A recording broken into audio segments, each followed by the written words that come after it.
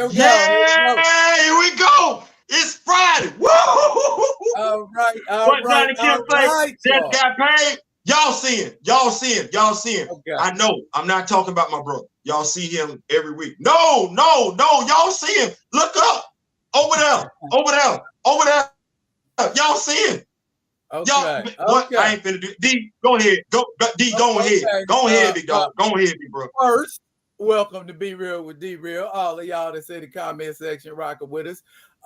And unless you're blind, you see that there is an extra bar there. This is the 2003 International Martial Arts Hall of Fame writer. 2006. And if not mistaken, 2011, 2012, 2014 Bram Stoker Award recipient. Bam. And for the people in the audience, y'all know him from Power, the Black Panther story. Okay, give it up for award. Oh, wait. No, heck no. Because I likes this right here. I forgot. Boy, look here. Benicio del Toro, you took the movie and transferred to a dadgum novel and won a dadgum award for that? Oh, hell no. As I said, too much stuff for me to name. Okay? Give it up for Jonathan Maberry. Thanks for having me on, guys. I really appreciate it. Yeah. Oh man! I feel like Ray Lewis right before a game started. How fast you want us to go? You want us to go slow? Want us to go fast? Any speed you want? I can hang on for the curves. You know. Okay. Can we get into the horror stuff first? Because that's what they are least familiar with. Okay. Right. Now here's what I didn't know. I didn't know that V Wars was a novel before it was a comic book, because I read the IDW. Throw it up. That right there. Okay. And for those of you that don't know, it takes kind of a different slant on the vampire mythos, whereas the general where it's usually transferred supernaturally is more biological.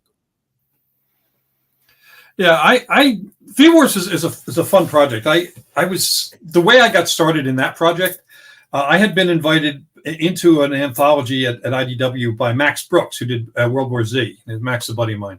And it was a G.I. Joe anthology, and I didn't know anything about G.I. Joe. When I was a kid, G.I. Joe was a 12-inch tall World War II character. But I didn't know all the smaller ones. So Max arranged for Hasbro to send me some research material. So I got a case of comic books, DVDs, and toys. So I sat on my living room floor, grown man, sat on my living room floor, watching cartoons, reading comics, playing with toys for research. The takeaway here is I love my job. Yeah. So after that anthology wrapped, and it was a lot of fun doing that. They wanted to do another anthology, but Max was busy making a movie.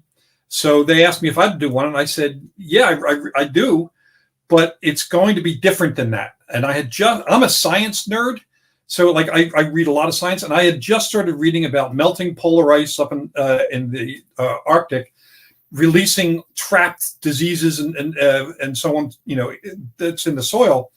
And I thought, writers tend to think, well, what's the worst that can happen? Because that's how we come up with ideas. You see anything and say, what's the worst that can happen? So I thought, well, what happened if that triggered dormant genes that coded for different symptoms? And those symptoms are what originally led people to believe in vampires. Some body changes, a thirst for blood and so on, but it wasn't supernatural. It was science fiction. I'd already done supernatural vampires in novels. So I pitched it as a shared world. So there are 4 volumes in the series, not counting the comics. The 4 volumes of the book, each one I wrote like a 50,000 word short novel, broke it up, and then invited other writers to come in and write field reports about the outbreak. That way we could get more diversity of cultural experiences and different viewpoints on it, and we got to really explore it deeply. And between the volumes of the book, they asked me if IDW asked me if I'd like to write some comics for it. I'm like, duh. anytime somebody asks me if I want to write comics, I'm like, I just want to smack you in the head for asking a stupid question. Yes, the answer is always yes. So I went up doing it. I had amazing cover artist Ryan Brown, who's now doing covers for DC and Marvel, and great interior art, and we had just a ton of fun with it. And I was like totally shocked when Netflix picked it up for a TV series. And even though it was the #1 show in 120 global streaming markets, it launched at the beginning of COVID. And plague show launching at the beginning of COVID. My timing. It's all did. 2019. Yeah, so they canceled my ass real quick. And so now the star of the show, Ian Somerhalder from Vampire Diaries, he and I are working with a producer buddy of ours on a new, much grittier version of V-Wars that goes deeper into what the book's about, which is racism, intolerance, and addiction. And the show was good, and I have to my first TV show. Of course, I love it, but at the same time, I thought it could have had a much deeper impact. More bite, as I like to say, and that's what we're doing with the next one. Which, if we manage to sell this next one's going to be kick ass. I got 3 questions I want to ask you, and I'm gonna do this one, and then I'm gonna bring the other 2 in later on at some point in time. Because you mentioned something, which this me low key being sarcastic. So you say as a grown man, you had some toys in front of you and some books, and you was watching some cartoons, doing some research. Yeah. And what you get ready to do? That you say that's what you was doing. Yeah. And my goodness, look how successful with that tactic. Well, look at what you guys have behind you. Look what I have behind me. I got something.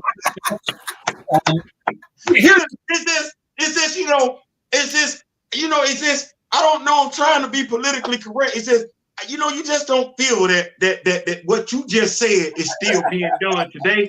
So it's just, you said it just made me feel good. Now I know why you are who you are. Now the second question, because Mr. Ray Smith is in the building. He wanted me to ask you personally. So I'm going to ask him. I'm going to ask you on behalf of Mr. Ray Smith, because you kind of alluded to it. Sure. Probably a stupid question based on what you just said.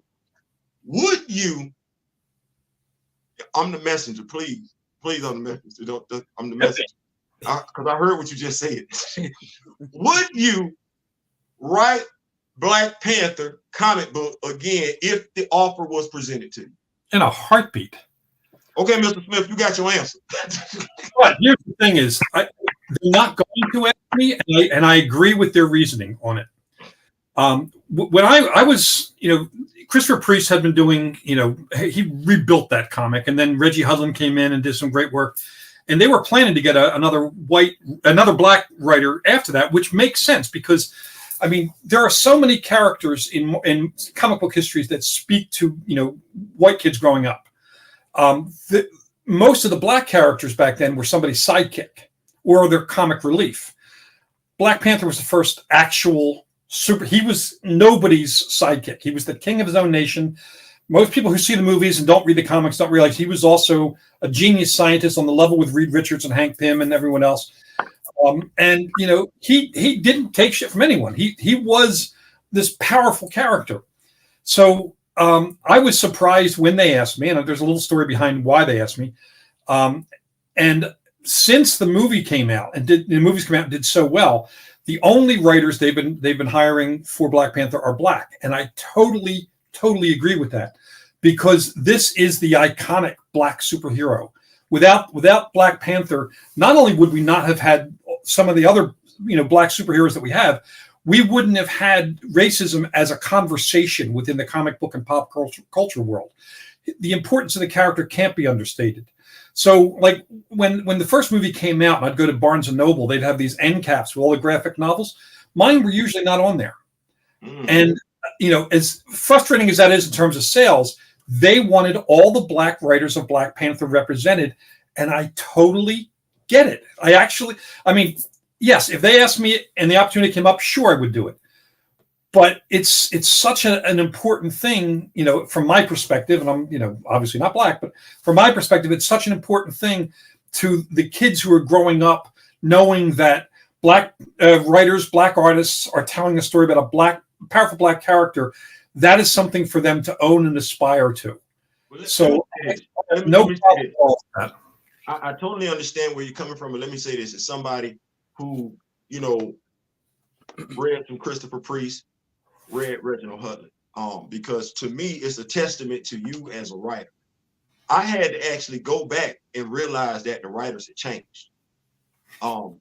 My biggest thing when it comes to writers, and like I said, I understand what you're saying. I understand what Marvel is doing.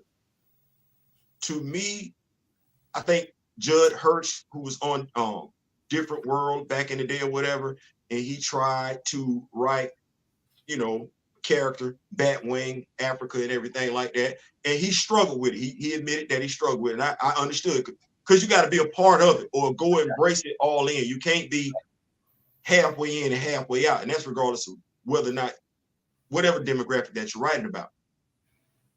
I appreciate the fact that when you took over, one, I couldn't tell, but two, you didn't ignore what the previous writer did, that being Reginald Hudlin.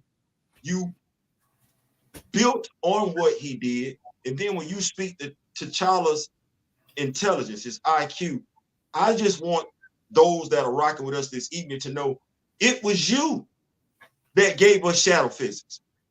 It was you that gave us Io as the Dora Milaje battle.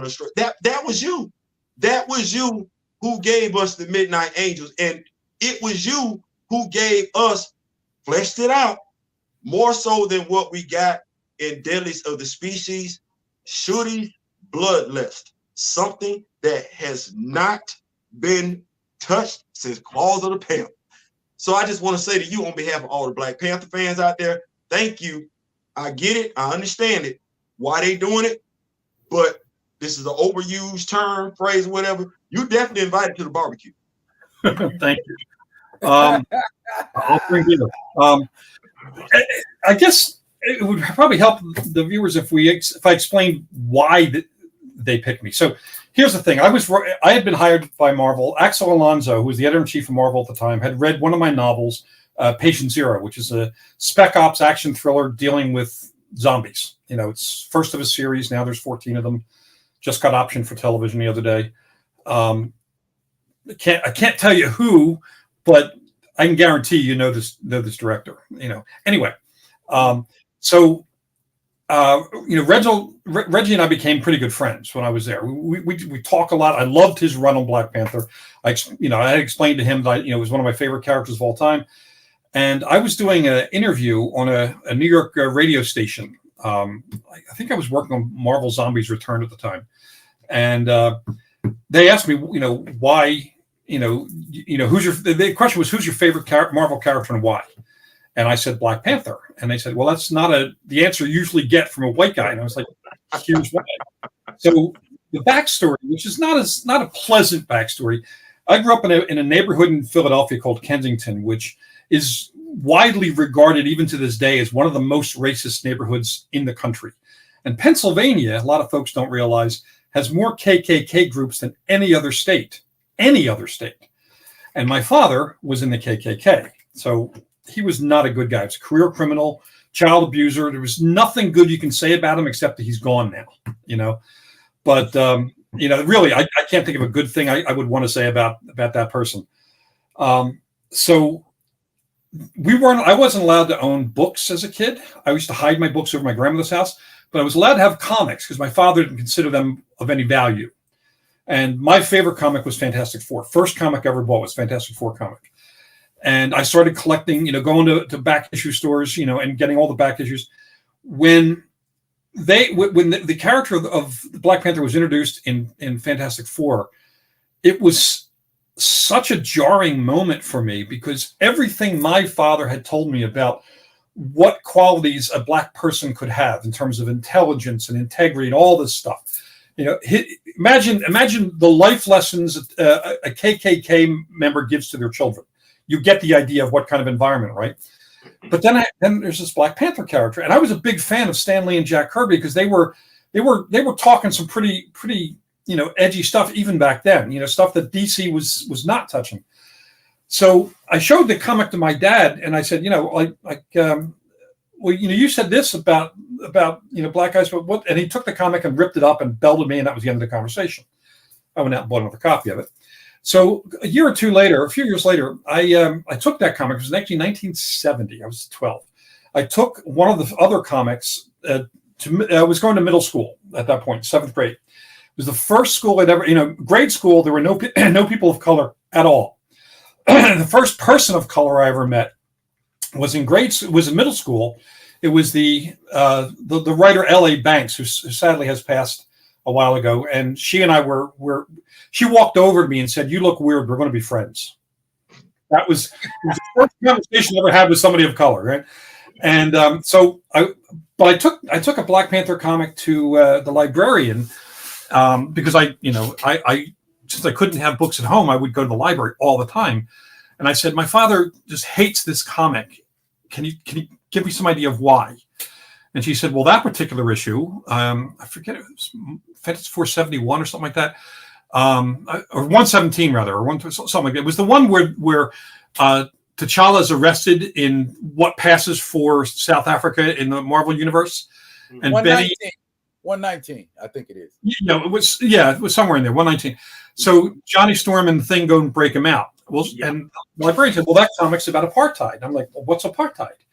And she said, "Okay, let me ask you a couple of questions." She said, "Have you ever heard of the Jim Crow laws?" I'm like, "No, who's Jim Crow?" And she says, "Okay, have you ever heard of Martin Luther King?" And I said, "Yeah, he was this bad guy's criminal. My father had a big party when he died." And she said, "Sit down. We're going to have a very long conversation." So she told me a lot of the realities of civil rights movement, of racism, and about apartheid, and who Martin Luther King was. And later on, I got to meet and get to know John Lewis, and I told him this story too. And he hugged me, and we cried together. It was crazy. Anyway, so that comic, the presence of that character, and the fact that by then he was in the Avengers, and he was, everyone in Marvel seemed to be using the character, kind of started splitting me off from my father. And the more I talked to my librarian and start reading Langston Hughes and W.E.B. Du Bois and so on, at 12 years old, I love my librarian, by the way. She brought me out of that shadow. So this was the story I was telling on the radio. And next day I get a call from Reggie. He said, I don't know if you heard the rumors, but I'm stepping down as a writer in Black Panther. And I said, "No, I hadn't heard. That's horrible." He said, "Yeah, I got 6 more issues to do, and I want you to take the comic after me." And I laughed. I thought it was joking because it just was so absurd an offer. Like I was like, "Yeah, that would be great." But he said, "No, I'm serious." He said, I talked to Axel Alonso. We talked to the publisher. We want you to be the next writer on Black Panther. And I'm like, "Why?" And he said, "That radio interview, T'Challa saved your life too. He is the father figure you didn't have at home, a comic book character. And anyone who doesn't think comics are important should really pay attention to that statement. A comic book character was my male role model. That was insane." So what Reggie did is he said, "Look, I'm going to be ending my run, and we want to do a bit of a twist." And he said, "Axel and I both know that you've been martial arts your whole life, and that you spent like the last 35 years teaching women self-defense. So here's the deal: we're going to have T'Challa get injured and unable to be the Panther for a while. We're going to step Shuri up." And I said, "Well, isn't Shuri like the Lindsay Lohan of Wakanda? She's the one that's always getting in trouble, the party girl. Christopher Priest really made her not a heroic character." And he said, "Yeah." He said, "You've taught women to come out of their shell and be tough. Do it with Shuri." I'm like, holy shit. So what we did is his last run, the Deadliest of the Species, in that run, Moreland is attacking Wakanda. And what Reggie says is, "Look, we got a Shuri storyline in here that starts small and gets bigger toward the end. I'll write the rest of the stuff. You write," he said, "ghostwrite." I got paid for it. I got a special thank you on the book, by the way. But he says, "You write the Shuri run to set up your run, so that by the end of your run, and the shared run, you'll just step in and be Shuri's writer." So I actually got to put her in the Black Panther comic. And, I created a team for her. I worked out how. It's funny, even when you look at the comic and you see the fighting techniques, I actually worked out a fighting system for Shuri and photographed all the moves with one of my assistants and I.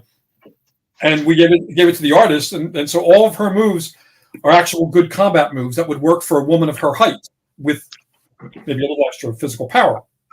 Hasbro Marvel Legends be tripping. We be trying to get stuff and everything like that. And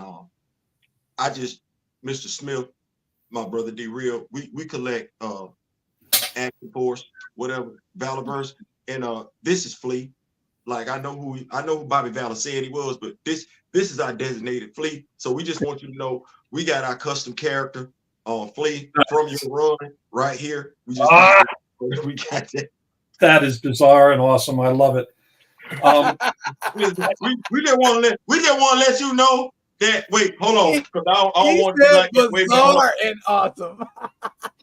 We don't want you to think that we don't appreciate what y'all got going on and everything like that. So yeah, we just want you to know we representing your run. We representing your run. That's amazing. Oh wow. Yeah. I was not going to have We're in there. That's from this. It's from Claws of the Panther. Yeah. Yes, it is, sir. Look at you. Look at you. Yes, we're not doing that. We're not doing that. We're not doing that. We try and flesh out our Wakanda. I like Flea. I do. I ain't seen him in a minute. So one of my favorites. They haven't used them since, which is sad. I created a whole team for them. They haven't used them. Don't worry about it. Don't worry about it. Other elements I created are being used. Like I created Shadow Physics. I created the Midnight Angels, which were a spec ops group within the Dormology. They've changed it for the movie in that Midnight Angels is a special armor that they wear. Yeah, there we go. And I also created the character of Anika, who is the Dormology general.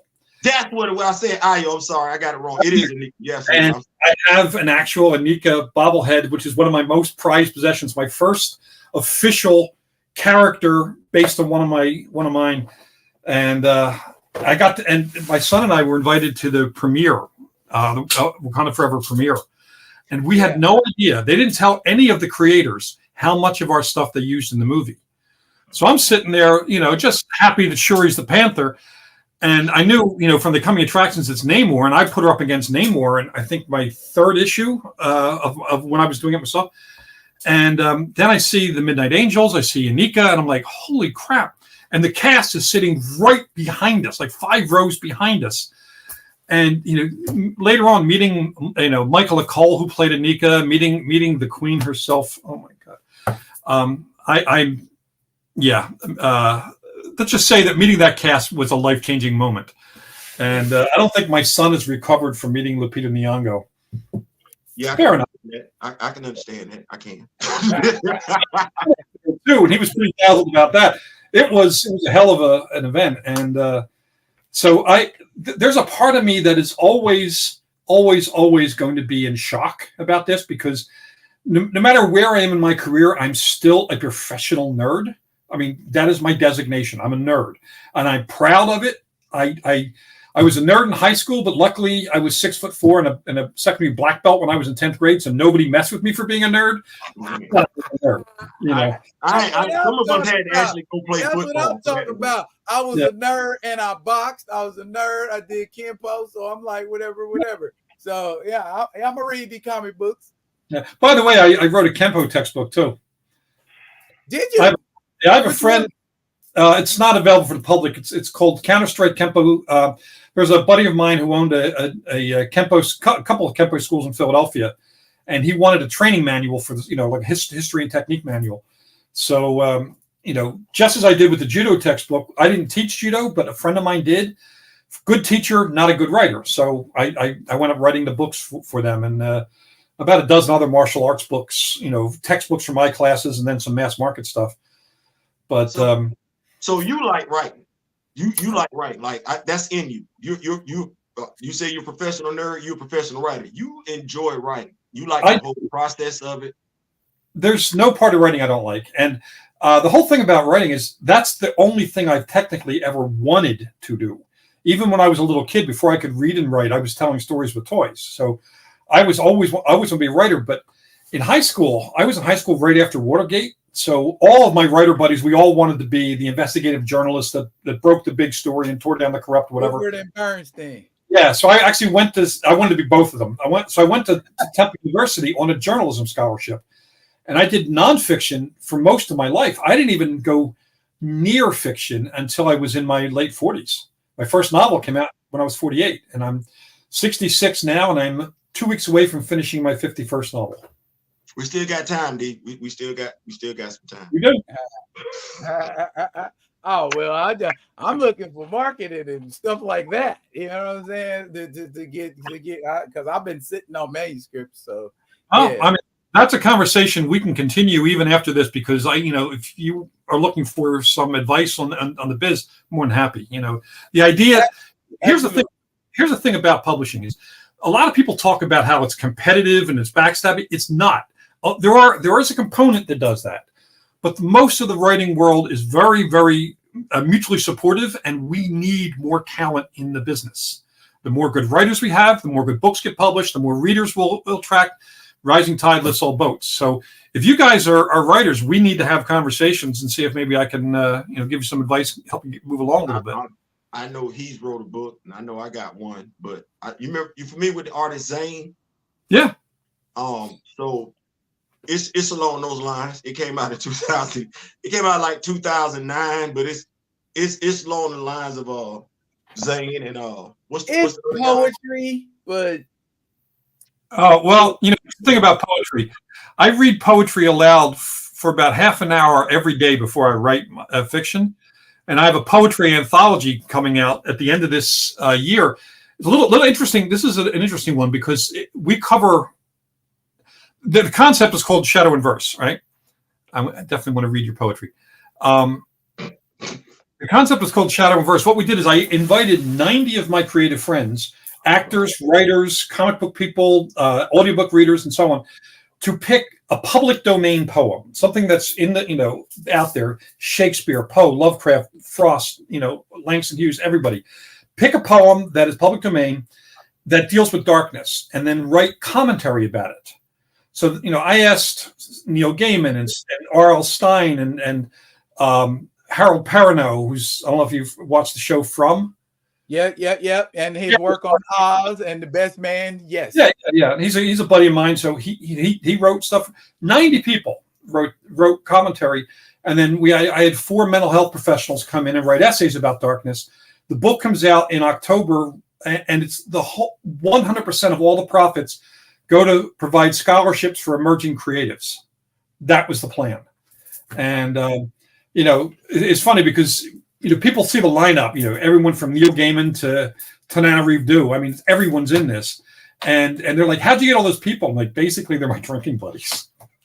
They're the people I party with at events. And they're the people. You just took me back to poetry class because I could have swore that was an assignment you just gave out. Wait, didn't I? It's a pretty good assignment though to take poems that you love and write your commentary about it. Helps deep understanding of the poem, and that actually helps you then unlock what you need to unlock so you can write poetry. I've just started publishing poetry. I've only had 9 published so far.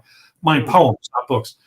And I have such great respect for poets, spoken word writers, and lyricists, because there's so much that can be said in so few words. And as a novelist who writes long books, I envy that brevity, that ability to get to the heart of something in a few words. That's magic to me. So I got to ask you, because you said you like a lyricist. We had this thing just take place just recently. I don't know if you were paying attention to it, the little beef that was going on between Drake and Kendrick Lamar. I don't know if you was paying attention to that. Yeah, a little bit, yeah. Who would you consider to be the lyricist out the two? I'm just going to ask that question. I ain't asking nothing else. Here's the thing. I know their music more than I know the credits on their songs. So if I had to just guess, and it would be pure guesswork, I'm leaning toward Kendrick, but I could be wrong because I don't know. No. That's an opinion. We all got him. It's the right one. The dude It's that you the picked, right one. the guy that you picked, he did win. What award did he win? D? Oh, what you say? What award did Kendrick win? Oh, he won a Pulitzer. Yeah. They don't just hand those out. I don't think you went wrong picking the guy that won the Pulitzer Prize. I don't know if you could. Yeah. So I just wanted to ask that. Oh, that's a level of credibility that's hard to shake, you know? Jonathan, I have a question, and the question is coming from the comments. Okay. Would you be good doing Star Wars comics and TV shows? Now, before you answer, I want you to know that's from a longtime commenter who is definitely young. Okay. Okay. So now, bearing that in mind, go. All right. Well, first, let me just preface my answer by saying there is a category within writing called media tie-in writing, where you write stories in worlds like Star Wars and Supernatural and so on. I'm the president of that organization. I've done a ton of media tie-in work. So yes, if the opportunity came to write Star Wars comics or work on a Star Wars show, I would trample people to do that. I've been a Star Wars fan since 1977. I was a theater rusher when Star Wars came out. First Star Wars came out. And I love, the shows run hot and cold. The movies run hot and cold, but I'm a Star Wars fan anyway. Just like Star Trek runs hot and cold, but I'm a Star Trek fan too.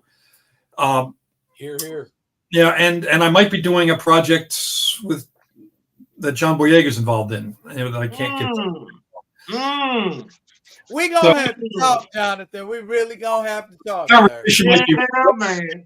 saying, Yeah. Yeah, I love, and I have a bunch of friends who write Star Wars stuff, novels, and so on. And it's such a fun license because there's so much you can do with it. And I'm tonight. I'm going to check out the first couple episodes of The Acolyte, see if it's any good. You know what? Without talking about that, can we talk about it? Sure. Okay. I'm just real quick. I'm gonna hit it and quit it. Now, you've been a Star Wars fan since 1977. I've been a Star Wars fan since 1977.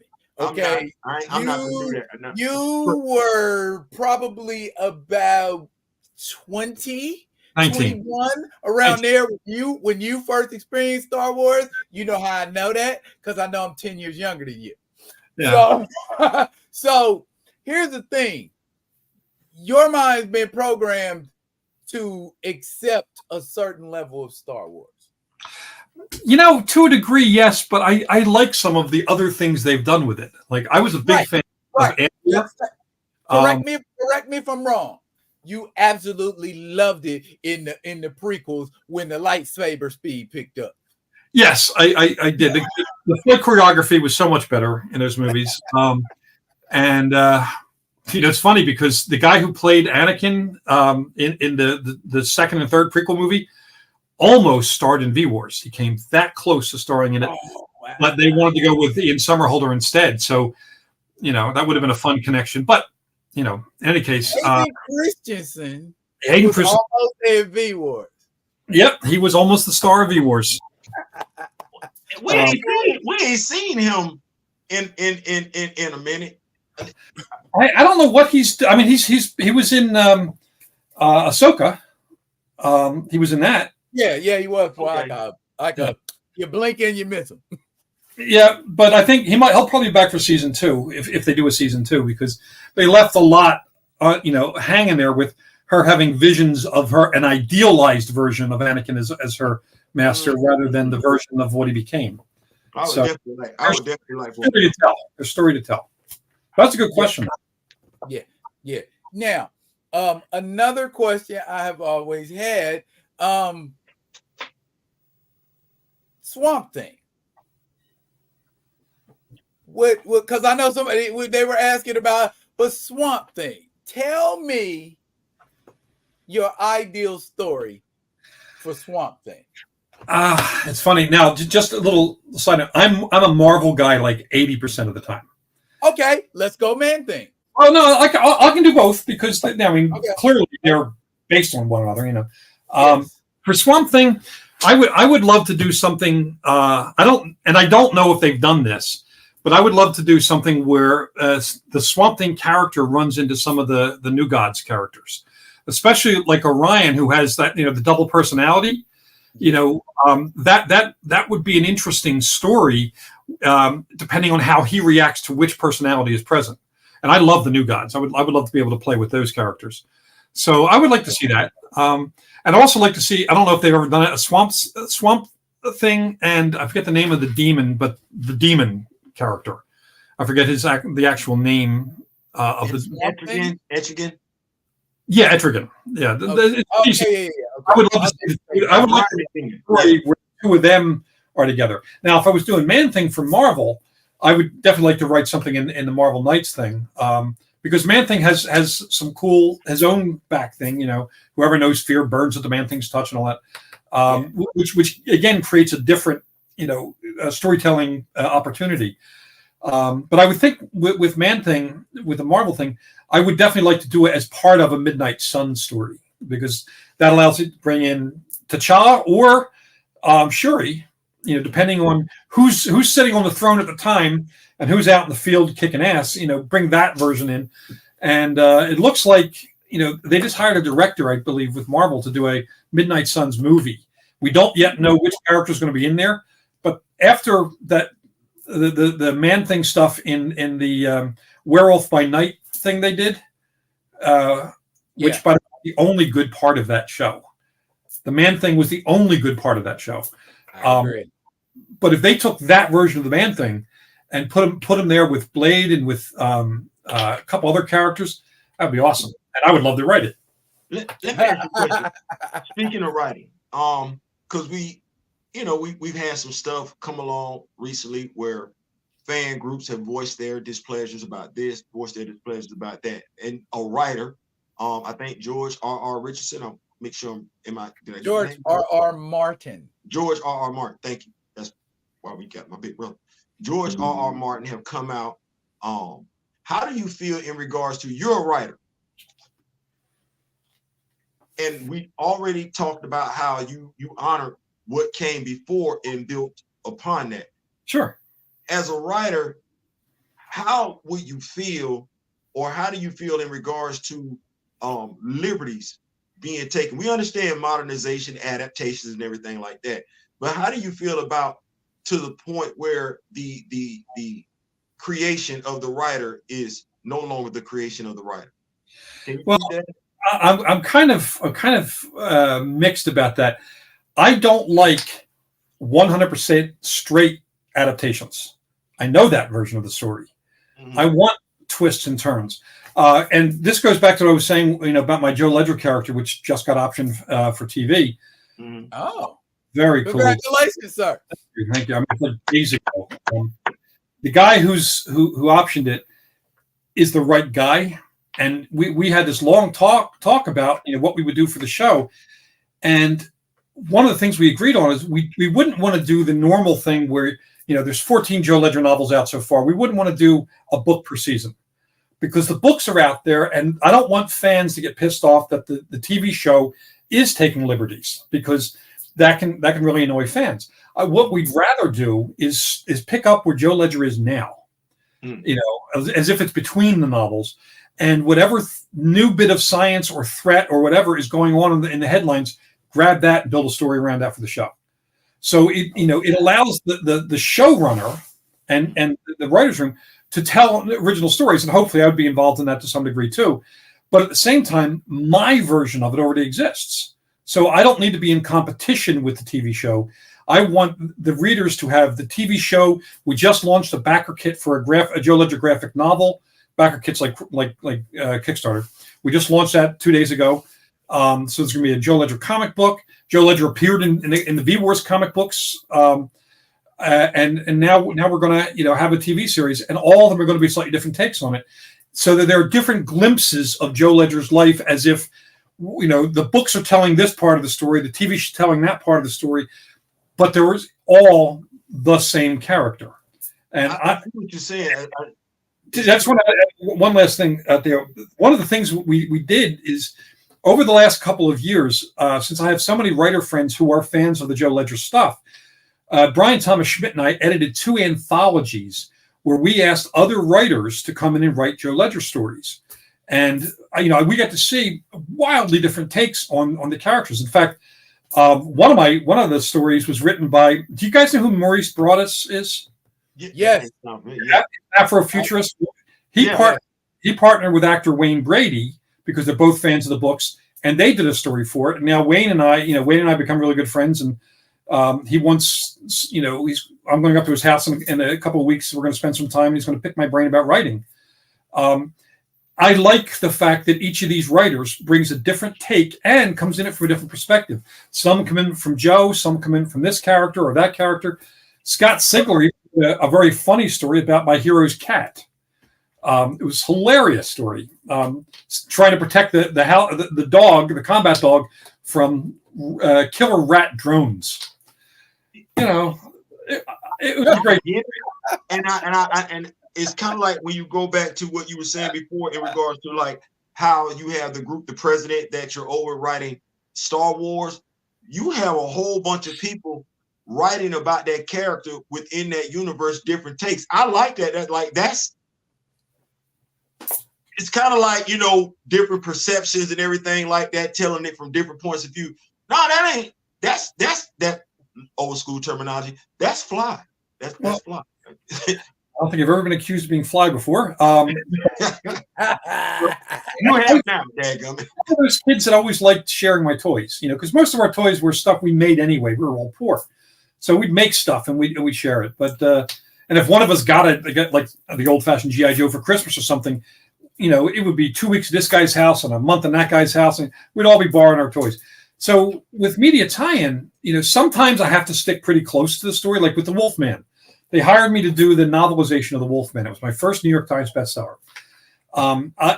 Here's a weird thing about that. They didn't actually let me see the movie. They don't let any of us see the movies before we write the novelizations. They just give us the script. So we don't know how the actors are going to act, how they're going to inflect. We don't know what costumes they're wearing most of the time. We don't know anything. So when I got the script, which is a really good script, I had to do a ton of research in order to write a novel. So I did research and I wrote a Gothic novel about the Wolfman. And it wound up winning, awards. And I was like, holy crap, I did not see that coming.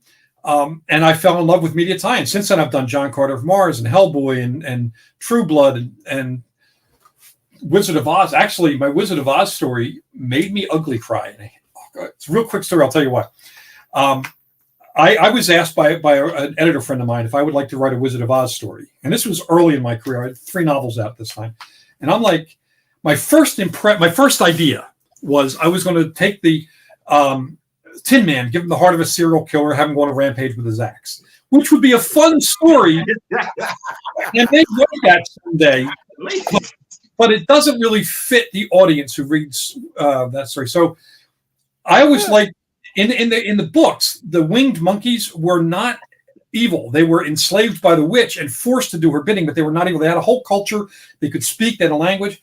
So I did a story about a little winged monkey girl whose wings were too small for her to fly, and she went out and bought magic traveling shoes to take her all the places her wings wouldn't go. Even as I'm writing, I'm like, because it was just so far out of my comfort zone. So what happened is, after the story came out, there was a lot of reviewers who picked that story out and mentioned it. I got a letter from the estate of L. Frank Baum, the guy who created The Wizard of Oz. And I'm thinking, oh my God, I am going to get fried by these people. And what they said was, we really enjoyed your story. We felt that it caught the gentleness and magic of the original Wizard of Oz stories. We are adding it to the official chronology of Oz. It is now forever. That's big. Now, let me make sure I'm understanding what you just said to me and the Rock With Me Nation audience. You said you wrote something that was an IP, okay? Yep. And it wasn't part of the mythos. It wasn't part of canon. No. And the people who own this IP is what contacted you. You didn't call them. They reached out to you. Yep. Okay. And said, Jonathan, we want to add your shit to our mythos. Is that what you just said? That is what happened. And I am not ashamed to say I cried buckets when that happened, because it was aside from the fact that, I grew up with Wizard of Oz, those things are so important to me. They're like legendary things. And now I have a tiny, tiny part of that. I'm included in that. It was so unexpected, because when you do this stuff, we write the stories in our head. We're professional daydreamers, right? We just write the weird stuff that comes into our head. We don't know what it's going to do when it's out there. Sometimes you put something out, you put your heart and soul into, and it gets no love. Sometimes you do something that's so far out of your comfort zone, you think, well, at least I tried, and then you get something like that happens. As I mentioned, I think before we started this, my life has never been boring. It has not always been fun, but it's never been boring. There's weird stuff that's happened, and I am grateful every day of my life that this stuff happens. The guy who invited me into the anthology, he was as shocked as I was when we got that letter, and he's like, he had me read it to him like 9 times, Wow. Nuts. Wow. I tell you what, listening to your life, like, yeah, folks needed to be a part of this live tonight. They definitely needed to hear your words and everything like that. I had to turn away earlier when you were talking about what Reginald Hutton said to you in regards to your father and what the character meant to you. And that's one of the things that touches me. My father wasn't in my life. My grandfather wound up raising me after my mother passed. So when I think about those young men, those boys who teared up and everything like that, it makes the day worthwhile. It makes what we do over here in regards to keeping the character's memory alive. Writers such as yourself, because not just you and the wonderful work that you did, but also David List. As I was talking to Mr. Smith today, we go straight from Hutland to Coates, and I'm like, I don't know how we're doing that, because it's some people in there we need to be acknowledging first before we even talk about an intergalactic empire. Can we talk about the deadliest of the species? Can I get Power, Doom War? I got Claws of the Panther, and I got him in Hell's Kitchen. Can we talk about that first before we get over here? So yeah, David did a pretty good job with it too. David's an old friend of mine. I was delighted when they offered it to him. It's weird because back then, Black Panther was the most frequently canceled comic Marvel ever had. Who said that? Where did y'all hear that? Oh, you guys mentioned, yeah. The part of it, the reason for it was so frustrating. If T'Challa had been a Black American, the comic probably would have lasted longer. He was African, which means and the bulk of the readers were white kids who didn't care about anyone who's not from America, especially a Black person not from, so, and a lot of writers really tried with that. I mean, I fell back in love with comics because of Christopher Priest's run on it. Mm-hmm. I had stopped reading comics for a while, and then he started doing them. I'm like, holy crap, this is what Marvel should have been doing all along. Give it to writers and say there are no brakes on the car. You stay alive by driving fast. Go. That's what works. Now, can I ask you a question in that regard? Do Sure. you think that continued exposure of a character is what lifts that character's stock, so to speak? I mean, because we see Spider-Man all the time. If we didn't see Spider-Man all the time, would Spider-Man still be a flagship character? I mean, a lot of times we ask for characters, and I didn't mean to cut you off, but a lot of times we ask for characters to be seen more and be seen in a different light. And that's a lot of what me and Theo are always talking about with Black Panther. Okay, he had that run on Jungle Action with Don McGregor. Phenomenal. You know what I'm saying? Art by Billy Graham. Phenomenal. I'm still in love with the curves of Monica Lynn in those books. You know what I mean? And then Jack Kirby did that series, I think it was like 77, 78, with King Solomon's Frog, 6 Million Year Man. all of that stuff. And then there were the 4-issue series. Then there was the Marvel Presents, and all of those were broken up. You didn't get all of that consecutively. If you had gotten all of that consecutively, I'm confident, or at least I feel like he would be a more popular character than what he is now. Oh yeah, I mean, and it's one of the reasons that like I had a conversation about this with Stan Lee about 9 years ago, and he said that one of the things that they wrestled with was calling the character the Black Panther, because I mean originally it was the Coal Tiger, Coal Panther, the Panther. They tried Black Leopard after a while because of the political, similarities in the name. That same storyline you were talking about earlier. The character like Falcon was very popular because he was Captain America's sidekick, and he was Captain America and the Falcon, which was bold to put him on the cover, but still. Stan said that if they had not called him Black during the Civil Rights era, which was the reason he did that, the comic might have lasted longer at the time. But there was pushback on the title, and yeah, I mean, they put him in Avengers in the hopes that his presence there would lift him up, and a lot of the writers marginalized him in there. And if they or they would give him like a vibranium gadget of the week, he would save the world by some vibranium gadget. It's like, how about exploring the depth and integrity of a character who's a king and the champion of his own people? How about we go there? Let me ask you this question, because Arthur and Lancelot at the same time without the moral ambiguity. I like that. Let me ask you this question, because my brother alluded to it as well earlier when he talked about exposure. We feel like there's another component to that as well, in regards to fan bases. What I've said, by and large, is we're first as far as them, what they're wanting to do with the character, and there being a fan base to fight back against that. Yeah. Would you say that fan bases play a part in keeping a character around as well? Like, because we say united voices are louder voices, but would you say that's a component that's needed?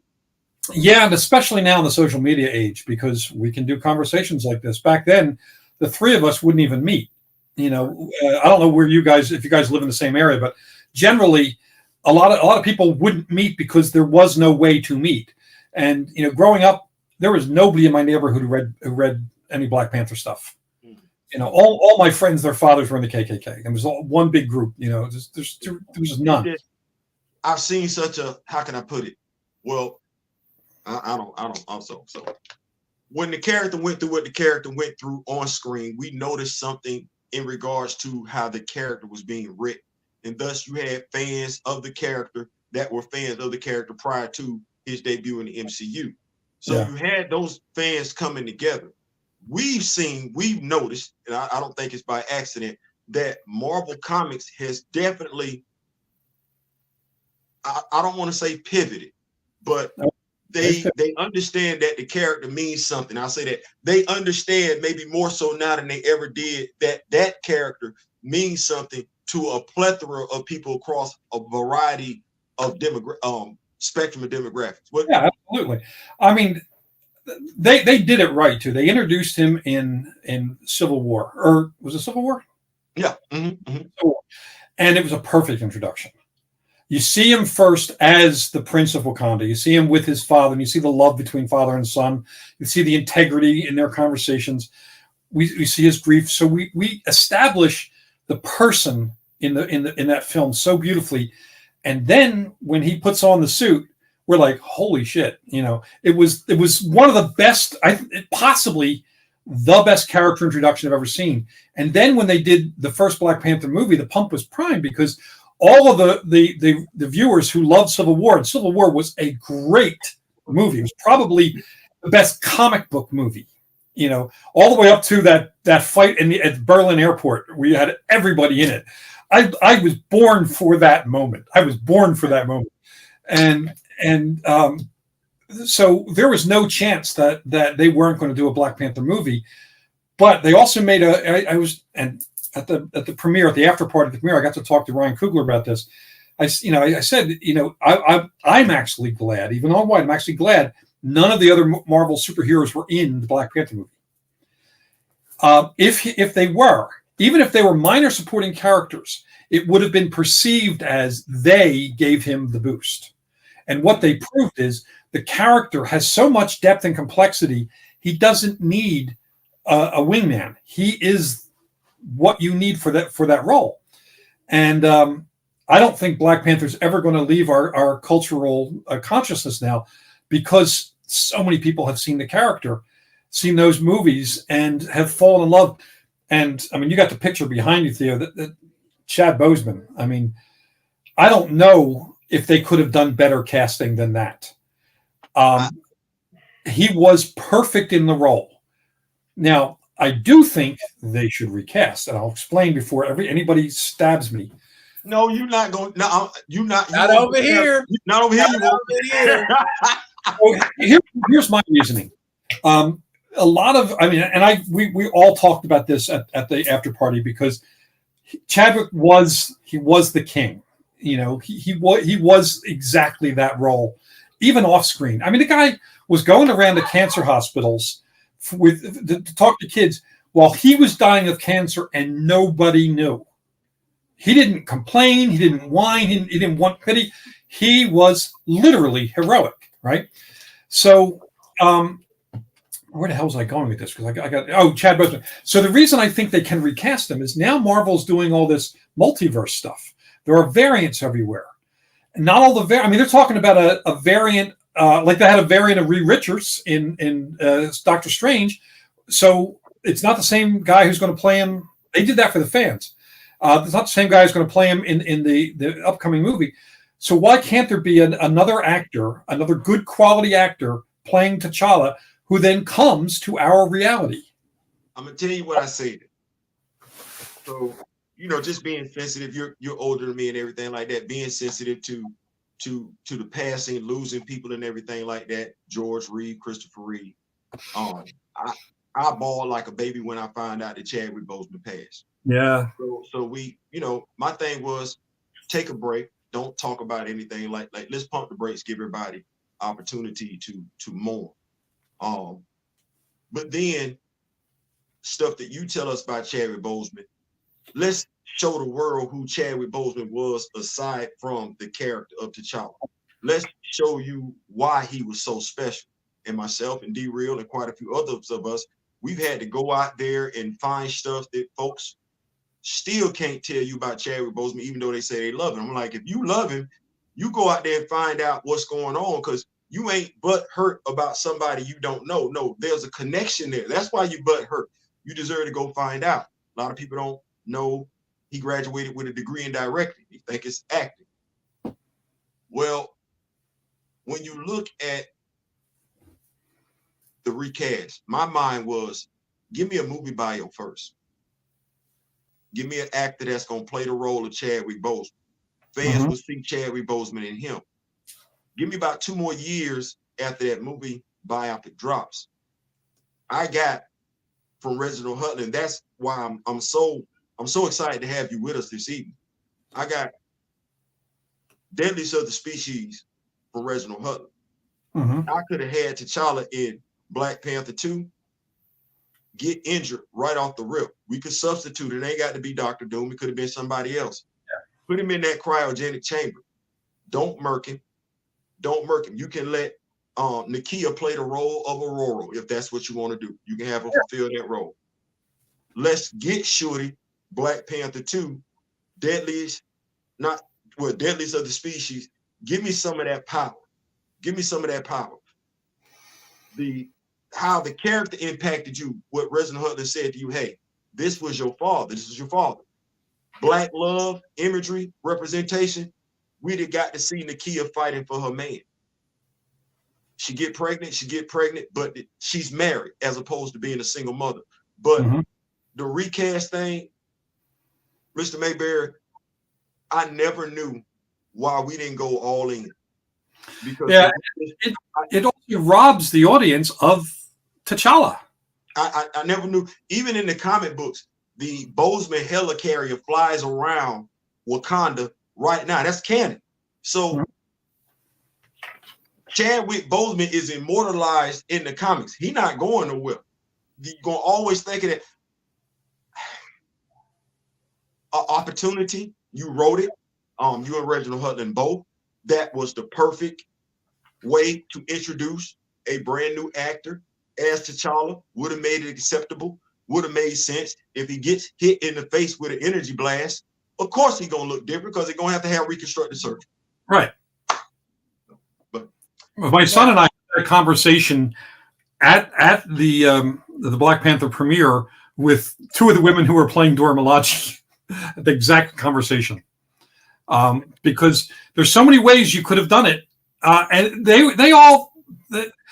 thought it was going to be a dishonor to Chadwick. It's not. I think not doing it is dishonoring Chadwick Boseman. He created a perfect version of an iconic character and left it open for more. And now that Marvel's doing the multiverse stuff, let's just get over the conversation and get on with Black Panther.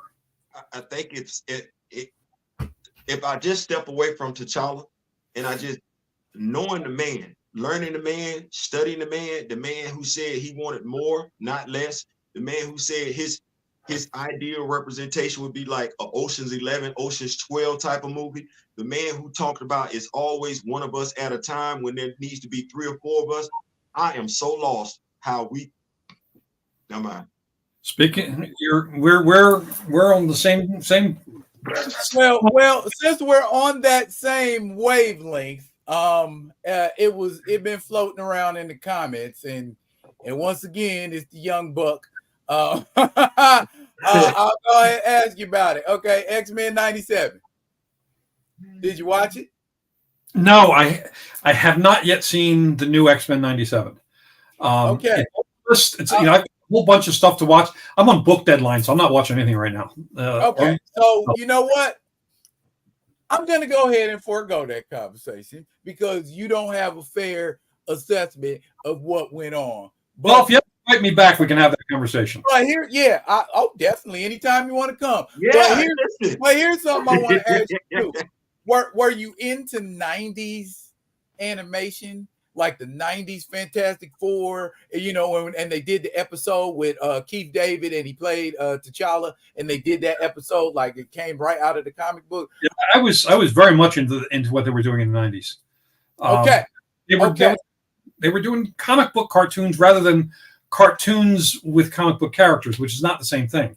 They were honoring the actual comics. They were playing to the fan base as opposed to putting half an hour of people in tights punching each other. And the 90s really did a good job. And I actually don't know that the Marvel Cinematic Universe would exist if it hadn't been for the 90s cartoon shows, because they show that supporting characters can be huge breakouts in something like that. Test drive the character in an ensemble episode like they did with Black Panther. Put him in there, let him shine, and everybody's going to want more. Harlequin. Hey, they said you're invited every week, Mr. Maberry. Absolutely. Mr. Maberry, it's Jonathan, please. Hey, you know what? I just want to make sure I wasn't being disrespectful, Jonathan. I am not pretentious enough to want to be called Mr. Maberry. Hey, Les, you ain't got to tell me for once. You ain't got to tell me. We've learned so much from you this evening. It's crazy because when you leave, we're gonna be talking about you for about like 24, 48 hours. Like we just you're gonna be talking conversation, just letting you know right now. And don't forget to email me about your book, by the way. Oh, absolutely. I have. Oh, wait. Which one? You talking about? I want to. Yeah. Okay. Yeah. Listen. We will definitely do that. We will. Cool. Okay. And also, one of the other things I do is I edit Weird Tales magazine, and which now 101 years old, and I did one other thing. You talk about the old EC stuff. No. Weird Tales was a pulp magazine back in the 20s and 30s. It's where Robert E. Howard or the Conan stories were written. Okay. Got it. Okay. So I've been the editor of that now for a few years. And we include poetry in every issue. That's one of the things I love. I do. I did my anthologies too. I always include poetry. So Really? and I'm always on Skype. I am known as something of a spoken word poet around these here parts. We can have conversations. We don't have to do that. Listen, you're a busy dude, but you busy, and you don't mind helping other folks that want to be busy. We want to be busy like you. Well, that's one anecdote I do want to tell. While we're still here, is why I like helping other writers. Other than the fact that I consider myself a fairly social guy, generous. When as much as I can be. When I was a kid, that same librarian, and this is why I think librarians are superheroes. By the way, this librarian, not only did she introduce me to the whole concept of the tolerance intolerance question and so on. She was also the secretary for two clubs of professional writers, one that met in Philly and one that met in New York. The Philly group was known as the Hyborian Legion. It was Sprague DeCamp and Lynn Carter and all the guys who were writing the Conan stuff. This is 1970, right? The Conan, and Lancer was putting out all the Conan paperbacks. In fact, the book right behind me on the shelf over there is Conan the Wanderer, the first book I ever bought with my own money. So that's part of it. And then the group that met in New York that she would bring me up to was whenever there were enough genre novelists in New York, and that's where you used to go to launch your novels back in the 70s before the internet. They would have this one publisher would have a cocktail party, and the secretary, this librarian would bring me up. And so the first time I was there, I got introduced to Ray Bradbury and Richard Matheson and Harlan Ellison. They were just there to launch new books, and I didn't even know who Ray Bradbury was at the time. I was 12, so I can get a pass on this one. But the librarian said, "And this is Ray Bradbury," and I'm like, "Oh, are you a writer too?"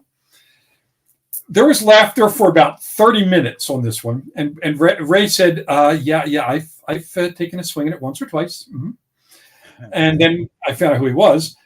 He and Matheson, over the next 3 years, every time we go up, and if they were in town, they took time. They would bring me bags of books. Not just their own stuff, but stuff all across the reading spectrum, because one of their things was always know more than you're taught. So always read beyond your comfort zone, because you don't know what else is out there, and your mind should be open and not shut. Great advice. And there was no gain at all for these guys to help this hairy little 12-year-old. With wanting to be a writer. There was no win for them other than, they felt that I could use the help. That was it. Well, you know what? You continue their legacy. The legacy of writers, that's what it is. I get that. You see somebody with a passion for writing, you want to make sure the legacy of writers, especially in this day and age when the printed word is being taken less and less important. No, we need writers, and and everybody can't write. Everybody can't write, and everybody don't want to write. So, but the people who do shouldn't have to keep hitting closed doors and speed bumps. I about 25 years ago, I created this thing called the Writers Coffee House, which is, we have it every, there are a bunch of them around the country. I run the San Diego one. Every month, we have a 3-hour free networking session. Writers come in. I don't care if they picked up a pencil that morning and wondered, what does this do? If you want to be a writer, you're a writer as far as we're concerned. Come and join us. We have a Facebook page too. Anybody can join that. But the idea is writers helping writers for no benefit other than to get more writers in the business, to get more people. What's the name of this Facebook page again, Jonathan? Called the Writers Coffee House. And everyone is welcome. Also, if you go to my website, and easiest way to get there is if you spell my last name right, M-A-B. On my website, there's a page called Free Stuff for Writers. It has a query letter. I think one of my Captain America comic book scripts is up there, so you can see what a comic book script look like. There's all sorts of stuff that's free downloadable PDFs for writers. My buddy Chuck Wendig does a lot of the same stuff. He has free stuff up on his website. And that's, the idea is, if we can help writers not waste their time by making the mistakes that everyone makes because we don't know the answers, if we can give them some of the answers, then again, more writers will get into the biz, and that's a party. The more people who are doing this sort of stuff, the more fun it is for all of us. And since we writers are also, dedicated readers, if we can get more people out there telling their stories with every possible diverse point of view in terms of storytelling, that gives us more to read and expands our understanding of the world. Well, I just joined the Facebook group. Downside to that. Yeah, I just joined the Facebook group. Okay. Oh, That's what's up. That's what's up, sir. Real quick, I do a little fun segment where I kind of want to pick your brain, and you will be just fine in this because you are ensconced in nerddom. All right. Okay? Yep. Hit me. So now, even though you've written a novel called V Wars, vampires or werewolves, which one is cooler and why? All right. I'm a werewolf guy from Yes. Yes. I kind of look, but I wrote 5 nonfiction books about the folklore of vampires and werewolves around the world throughout history. Every culture has different versions of them. My favorite version of werewolves is from Livonia. It's on the border of Poland. There's a type of werewolf up there called the Benedante. It means good walker. They claimed, their families, by the way, go back to like the Etruscan times, thousands of years old, these families. And they claimed that at night they would become werewolves and fight monsters on the side of heaven. That was their claim. One of them was even arrested by the Inquisition, and they tried to force him to say that he was actually, evil, and they couldn't break him. And the Inquisition was known for trying pretty hard. They couldn't break the guy. So they said, you must have the power of God on your side. They let him go. They even gave him a cool nickname, the Hound of God. Great nickname.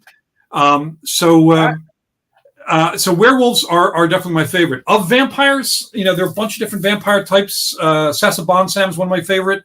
He hangs from trees with claws and has iron teeth. The Vietnamese werewolf is cool. It's a head and entrails that tear itself out of a body, float around, suck life energy, and then return to the body in the morning. All these different kinds of vampires and werewolves out there. And what frustrates me is too many people in pop culture only rely on the versions of them that we see in movies. But here's the thing. Nowhere in folklore is a vampire afraid of a cross or sunlight. Nowhere in folklore is a vampire killed by a stake. Stakes were used to hold it down so they could be beheaded and have this thing called the ritual of exorcism. Nowhere in folklore is a vampire unable to enter a house unless invited. That was invented by Bram Stoker because in the first third of Dracula, he made the character so strong that by the time he got to England, he would just kill everyone. So we had to give him a limitation. And he was the one that came up with vampires being afraid of the cross because Bram Stoker was Irish Catholic. He figured the elements of his faith would be proof against evil. But sunlight, there's no, the only vampire afraid of sunlight is the Chinese Jingxia vampire. Every other vampire, sunlight's irrelevant. That became an issue in movies. In the 1922 silent film by F.W. Murnau called Nosferatu, they couldn't film the big expensive ending they were going to do, and because they were out of budget, half the crew had walked out. So the lighting guy, one of the few guys who hadn't split, said, "Hey, look, we've been shooting the vampire in darkness the whole time. Why don't we just make it that he can't abide the light and sunlight kills him in the morning?" And the director's like, "Sure, fine, whatever, let's do it." And now every movie and TV show has vampires afraid of sunlight. If people went back if writers especially went back and used the vampires from world culture, they're so much different. They're so much scarier. And the readers and viewers would not know what to expect because they don't know how to kill those kinds of vampires, which makes it more fun. Even in Bram Stoker, Dracula's walking around in the daytime. Yeah, and most people think Dracula was staked. Do you guys remember how Dracula died at the end of the book? He was stabbed with a Bowie knife and a kukri knife. He was stabbed to death at the end of the book. He was not staked. But we've seen so many of the movies, the stake is what we believe. So it's become like kind of a new folklore based on pop culture. I like the older folklore where the monsters are scarier. You a horror student. Like you're a horror fan for real. Horror for real. Like folks don't need to try your gangster. Like no. My grandmother was I guess my version of the OG, horror person. She was born on Halloween, which makes her even cooler. And she believed in everything. She's kind of like the Luna Lovegood of old ladies. She believed in everything. And when I was a kid, she taught me all about the folkloric monsters from around the world. And when I wrote that folklore book, I did it kind of as a thank you to her because she got me involved in horror and stuff. It's a shame she was not around to see the book, but so yeah, I've been a horror guy from the jump, and we just had StokerCon, the Horror Writers Association conference last weekend, and I got to present an award. Tanana Dew and I got to present an award together, and she's one of my favorites and also a friend. And then she got to win an award, the very first Black person to win Best Novel ever for the Stokers. You know, I got to ask you this question, right? Yeah. You are a horror fan, horror expert. Blood Hunt.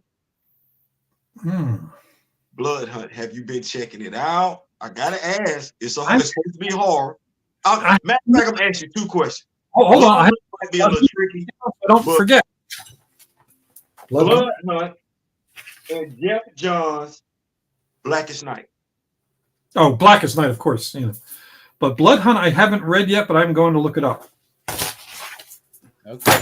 It's right up your alley. It's hard. Let me get your opinion, because I wait. Hold on. Let me. Who's doing the art on that? I got to do it like this. Hold on. Pepe Larraz. They be like, Theo. Nice. Hold on. Wait a minute. Pepe Larraz and Jed McKay's right. Lord have mercy, Jesus. Oh wow, there's a lot to catch up on. The entire Blackest Night run. Yeah. Well, I mean that was one of the best DC crossovers they did, and I thought it was a lot of fun. That's what I wanted to ask you. What did you think about it? It was fun. They took some risks. They made comic books scary, which comic books hadn't been scary for a while, and they kind of brought because the character. What they did is they did what made zombie movies scary in the first place. Zombie movies got scary because the people who became zombies were your family and neighbors, and so when the superheroes started turning on one another, and so on, and everything is turning into this creature plague. You didn't know who's going to lose, who's going to win, who's going to lose, who's going to survive, who's going to not. It actually gave you a chance to feel tension for characters who normally are going to survive. And this one, you weren't so sure. Plus, the artwork was great. The storytelling took a lot of risks. I'm a big fan. Okay. I had to ask. I said, you know what? He's a horror fan. I got two horrors I want to ask him about. Yep. Okay. Well, when you come back on the show, I don't believe in saying if, we're gonna speak it into existence. When you come back on the show, we're gonna talk about Red Band. B, I got somebody knocking at the door. Go ahead, big bro. Okay. Ouch. Don't mind if I do. Okay. Something I wanted to ask you about V Wars. Okay. The show. Okay. Now I know, it's a project and it's a project.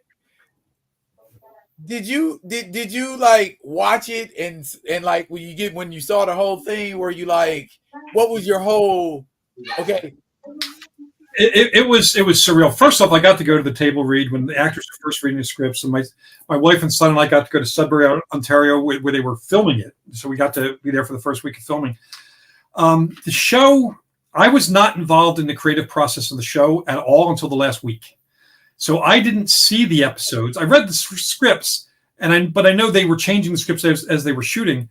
I didn't see the show until it actually aired, and Netflix has sent me a big gift basket with a bottle of Dom Perignon on there. So my son and I sat down, cracked open a bottle of very expensive champagne, and watched it. We liked it.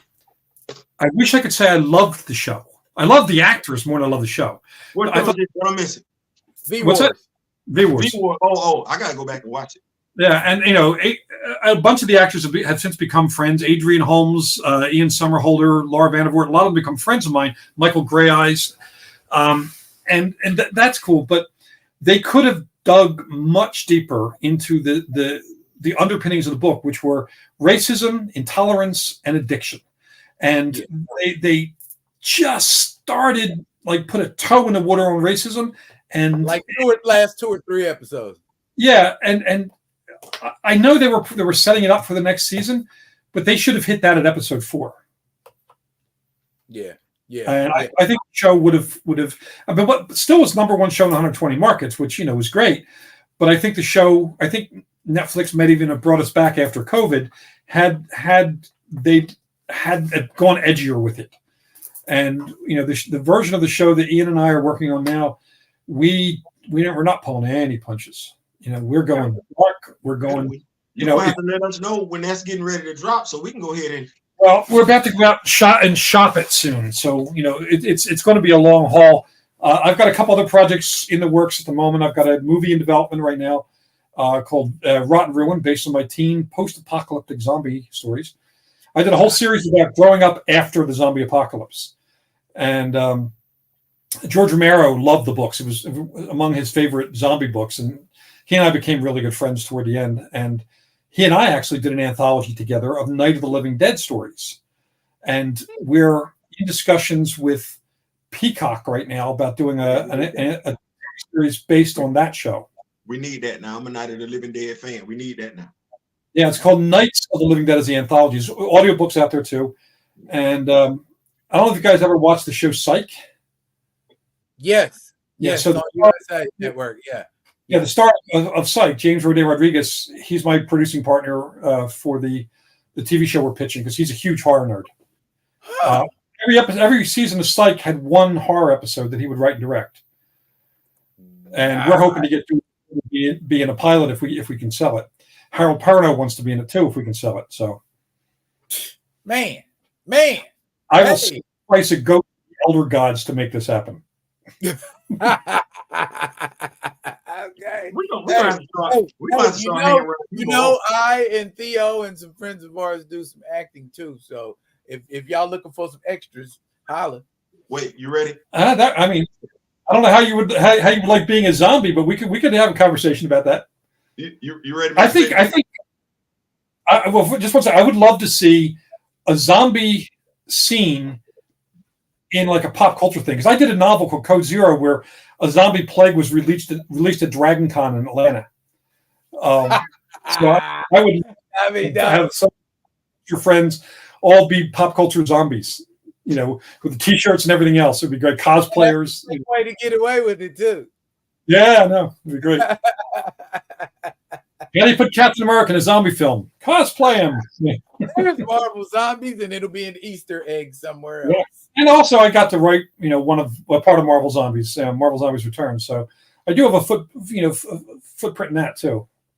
So, and by the way, unfortunately, I have to go soon. That is. I could talk. You say Marvel. Where are you guys? I got to ask you. Do you have a Marvel zombie action figure? I got to ask. Yes, I do. In fact, let me tilt it up, and I don't know if you can see it. That big T'Challa one? Do you have that big T'Challa one? Hold on. No, I have a Wolverine one up there. He's between the Wolfman and Cthulhu. And I have the Spider-Man one that they did from my comic, which actually, I guess, was my first action figure. And I have him up there somewhere too. But yeah, so I loved that was a fun project. There were 4 of us working on that, and we had way too much fun. They dropped your Marvel. It was a HasLab project last year. They did your Giant Man, and they did him as a Marvel zombie. They gave him a Marvel zombie face and everything like that. Yeah, that was fun. For What If, yeah. That's all. That's all right. Listen, you. Yeah. I don't even know what to say. Jonathan. Yes. Thank you, sir, for coming by and dropping all of this amazing knowledge and information. We're gonna get out of here together, but we want to talk to you real quick if you got a few seconds after. Okay. Rock with me, nation. Thank y'all so very much for pulling up. Theo, tell them what you want to tell them, and then we're going to go good night. Listen, so y'all know we got my wife coming through y'all with the DIY project, Skyline Design Saturdays, 11 a.m. Make sure y'all see me. This is my lock cap that she made. Rock with me, Nation Colors. Y'all see it. Y'all asked for it. We got it. She's going to be making some coasters and everything, some bucket hats and everything like that. Other than that, y'all know Monday through Friday, mornings in Wakanda with Theo B. Wednesday, what a week it was. Wednesday, Thursday, my brother D-Real. Then Friday, we coming back right here again and everything like that. But that's it. That's it. That's it. Juneteenth weekend. Go out, do something Juneteenth-y. It's actually the holiday be celebrated Wednesday on the 19th. You can't know where you're going to unless you know where you came from. So with that, Jonathan, do you want to do some self-plugging? Well, I got a new book out, so sure, let me do a quick plug on that.